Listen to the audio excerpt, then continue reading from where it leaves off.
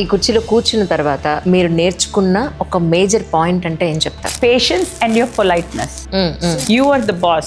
You need to listen to them. So you need to have that patience. You need to be able to hear to them. Whatever way you can help, I think you should help them. General public అర్థం కావడానికి ఒక mayor బాధ్యతలు అంటే ఎలా ఉంటాయంటే ఏం చెప్తారు? ఏమేమి ఉంటాయి? ఫోన్ కాల్స్ తో స్టార్ట్ అవుతుంది. Then he'll call me and say, madam ఈ రోజు నల్లా రాలేదు, ఎప్పుడు వస్తుంది మేడం, వాటర్ ఎప్పుడు వదులుతారు. మనకి సిలీ అనిపించవచ్చు కానీ బట్ వాళ్ళకి అది ఇంపార్టెంట్ ఉండొచ్చు. ఈ వర్షాకాలంలో ఎస్పెషల్లీ మొక్కలు పడిపోయి డ్రైనేజ్ లీక్ అవుతుంది, లేదు అని అంటే ఈ రోడ్ల మీద నలాలు చాలా పొంగి వెళ్ళిపోతూ ఉంటాయి. అండ్ మేము అన్ని నంబర్స్ కూడా before the rainy season start we give the numbers. నేను కూడా ఫీల్డ్ మీదనే ఉన్నాను.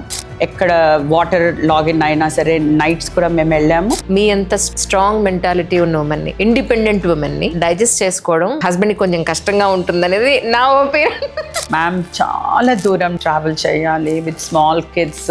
I melt immediately. బట్ ఈ సీట్ లో ఉన్నాక I guess you have to be stronger. ఇంత పెద్ద సిటీని హ్యాండిల్ చేయాలా, ఇంతమంది నా around this so many people that I have to handle. Hyderabad లో కూడా తెలంగాణలో చాలా టూరిజం ప్లేసెస్ ఉన్నాయి. ఇంకా వాటిని గుర్తించి వాటిని చాలా మార్చాల్సిన అవసరం ఉంది. డెఫినెట్లీ అదే నేను చెప్తున్నాను కదా, we are concentrating on that now.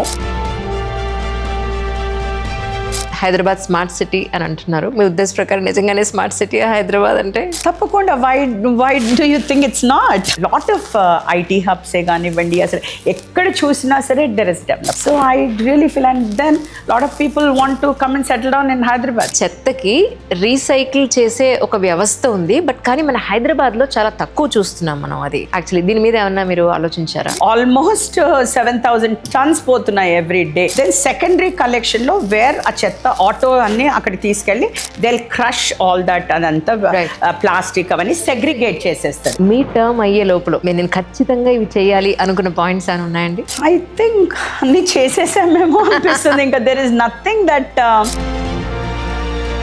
ఆమెకేంటి అక్కడ కూర్చొని చూస్తూ ఉంటుంది. But no, we are on the field, will be just waiting because we don't want any trouble. కానీ జిహెచ్ఎంసీకి సంబంధించి రేవంత్ రెడ్డి గారు మిమ్మల్ని ఎప్పుడైనా పిలిచినప్పుడు ఆయన చెప్పే ఇంపార్టెంట్ పాయింట్స్ ఏంటి మీకంటే ఏం చెప్తారు? ఎప్పుడు కూడా నన్ను ఇట్లా పిలిచి ఇది చెయ్యాలి అది చెయ్యాలి అని ఈ రోజు వరకు కూడా రేవంత్ రెడ్డి గారు కానివ్వండి, previous nobody has ever told me anything. చాలా ఫ్రీ హ్యాండ్ ఇచ్చారు రేవంత్ రెడ్డి గారు నాకు.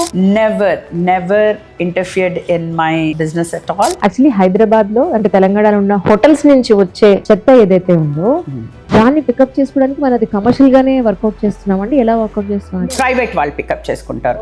కొన్ని if they are attach to RAM కి, బట్ మేము ర్యామ్ కి ఇచ్చేసామండి. ర్యామ్ కి కంపెనీకి వాళ్ళు పిక్ చేస్తారు, వాళ్ళ లారీస్ వస్తాయి, వాళ్ళు చెత్త ఫైనల్ డెస్టినేషన్ కూడా వాళ్ళే తీసుకెళ్తారు. సో ఈ హోటల్స్ కి కూడా they are attach to GHMC, some are attach to them, some are వాళ్ళు ప్రైవేట్ గా వాళ్ళు ఇచ్చుకుంటారు. ఇప్పుడు హైకోర్టు కానీ సుప్రీంకోర్టు కానీ రీసెంట్ గా ఒకటి ఇచ్చింది కదా ఈ స్ట్రీట్ డాగ్స్ గురించి. రైట్.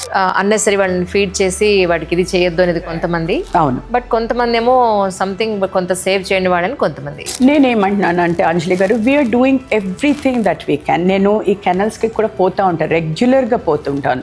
సుప్రీంకోర్టు ఏదైతే చెప్పిందో డాగ్స్ ని ఫీడ్ చేయాలి, బట్ యట్ డోంట్ వాటిని కిల్ చేయకూడదు అని చెప్పి మేము అదే ఫాలో అవుతున్నాం. So I have to follow the guide lines of supreme court. మీది లవ్ మ్యారేజ్ అని విన్నాను.